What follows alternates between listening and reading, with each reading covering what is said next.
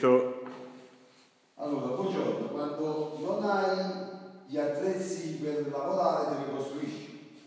Allora oggi vi faccio vedere come utilizzare un carrello per portare dei pali. Allora, dovete costruire due di questi, molto facile. Poi inserirli qua dentro, ci vuole un po' di tempo, ecco qua.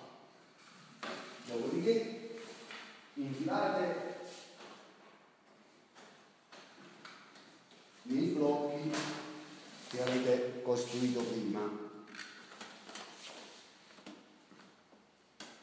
Ecco fatto. Una volta messi dentro avete sicuramente un carrello per la bobina. Qua si possono fare anche dei fori per il blocco di bracci che comunque non è che servono tanto. Ecco fatto, guardate.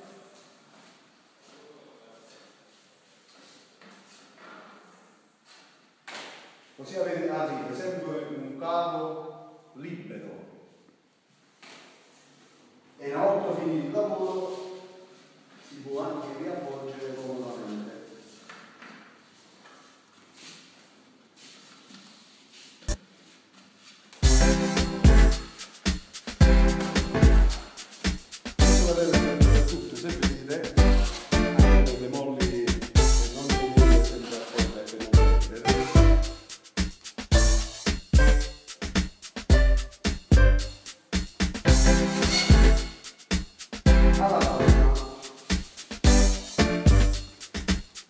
Stop.